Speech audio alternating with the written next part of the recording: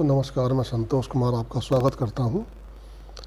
दोस्तों कल एक मीटिंग हुई जो नई शिक्षा नीति लागू की गई है, उस पर देश के कई विद्वानों ने अपने अपनी राय दी, जिसमें शिक्षा मंत्री रमेश पोखरियाल जी भी थे और यूजीसी के चेयरमैन ने भी अपनी राय दी। All India council for technical education के चेयरमैन ने भी अपनी राय रखी और एक एनबीए है जो कि यूनिवर्सिटी को एक वो देता है, ग्रेडिंग करता है इसकी, उन्होंने भी अपनी राय रखी।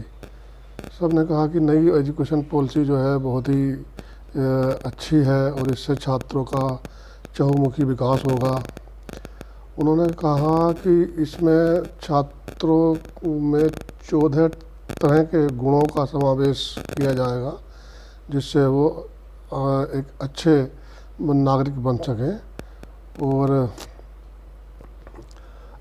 अच्छे नागरिक बनने के साथ साथ एक ग्लोबल लेवल के यानी विश्व स्तरीय नागरिक बन सकें। या और एक तो उसने ये भी कहा कि वो हम लोग विश्व मानव नहीं जबकि महामानव बन सकते हैं इस शिक्षा नीति के जरिए।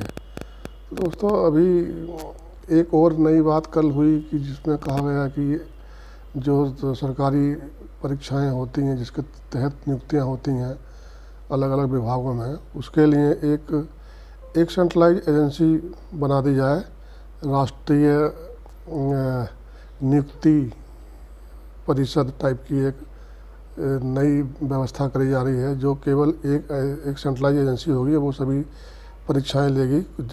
अभी तक क्या था कि हर विभाग अगर कोई नियुक्ति होती थी, खाली जगह होती थी तो अपनी परीक्षाएं लेता था, लेकिन अब ऐसा नहीं होगा। अब एक सेंट्रलाइज बोर्ड बनेगा जो कि राष्ट्रीय स्तर का होगा और वही सभी परीक्षाएं लेगा और उसका स्कोर जो आएगा वो 3 साल तक मान्य होगा, ऐसा लिखा गया है।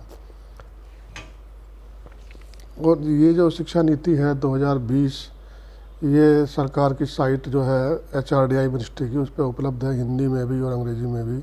बहुत लंबी चौड़ी शिक्षा नीति है, आपको पढ़नी चाहिए, उसको पढ़ना चाहिए। जो हिंदी जानते हैं वो हिंदी में, जो अंग्रेजी जानते हैं अंग्रेजी में, क्योंकि 34 साल बाद एक कोई नई शिक्षा नीति बनी है तो लोग वो बहुत बड़ी तो होगी ही, तो काफ़ी बड़ी है। उसमें बिल्कुल विस्तार से समझाया गया है कि प्राइमरी के बच्चों तक का क्या होगा, कक्षा 5 से कक्षा 8 तक के बच्चों का क्या होगा, फिर हाई स्कूल का क्या होगा, इंटरमीडिएट और जो उच्च शिक्षा है उसका क्या होगा। हमारे शिक्षा मंत्री ने ये भी कहा कि हम ये भी प्रयास करेंगे कि जो हमारे देश के बच्चे विदेशों में पढ़ने जाते हैं, जो कि 7.5 से 8 लाख हैं, उनको भी बाहर जाने से रोका जाए। उसके लिए उन्होंने एक नारा दिया कि stay in India and study in India. उन्होंने ये कहा कि हम जो भी विदेशी यूनिवर्सिटियां हैं जो जानी पहचानी या मानी हुई हैं, विश्व प्रसिद्ध हैं, उनके जो प्रोफेसर हैं या उनके जो विद्वान लोग हैं, उनको हम यहाँ पे बुला के उनसे भी क्लासेस करवाने की व्यवस्था करेंगे, तो शायद शिक्षा का लेवल ऊंचा जाएगा। तो लेकिन ये बात तो है कि हम शिक्षा नीति को लागू करने जा रहे हैं, उसके लिए बड़ी बड़ी बातें हो रही हैं कि हम अपने छात्रों को, अपने देश के छात्रों को विश्व मानव बनाएंगे या महामानव बनाएंगे। लेकिन दूसरी तरफ अगर हम देखें तो हमारे देश में जो स्कूलों की व्यवस्था है, चाहे वो प्राइमरी लेवल पे हो या इंटरमीडिएट लेवल पे हो या महाविद्यालय विश्वविद्यालय लेवल पे हो, आपको पता ही होगा कि लाखों वैकेंसियां खाली हैं, शिक्षक ही नहीं हैं।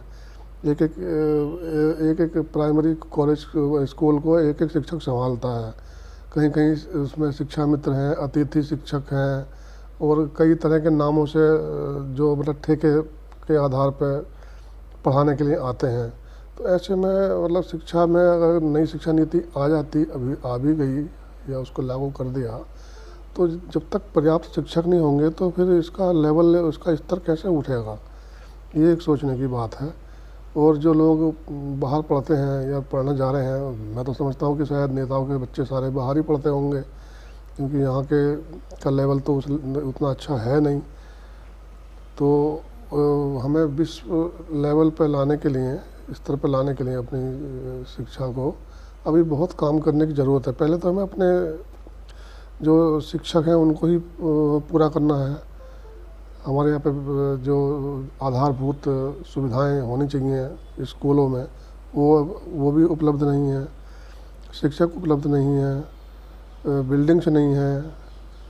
अगर कहीं कोई प्राइमरी स्कूल है तो उसमें एक ही शिक्षक है, वही 1 से लेकर 5 तक को पढ़ाता है।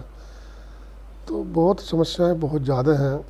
लेकिन ये जो एजुकेशन पॉलिसी है, इसमें समस्याओं का कोई जिक्र नहीं है, केवल एक आशावादी सोच उसमें आपको दिखाई देगी, जिसमें बहुत बड़ी बड़ी बातें हैं और आपको लगेगा कि बस एक सपनों की उड़ान है जिसमें सब कुछ अच्छा है, कुछ भी ख़राब नहीं है।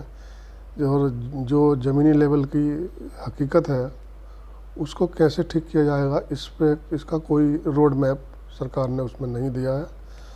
तो दोस्तों, सरकार आपके बच्चों के भविष्य की बात कर रही है, उनकी शिक्षा की बात कर रही है, तो आपको जो नई शिक्षा नीति है उसको ज़रूर पढ़ना चाहिए और उसको पढ़ के उस पर जो भी आपके विचार हों वो सरकार तक ज़रूर देने चाहिए, ताकि उसमें और संशोधन हो सके, ताकि आने वाले समय में आपके बच्चों को अच्छी शिक्षा मिल सके और वो अच्छे नागरिक बन सकें।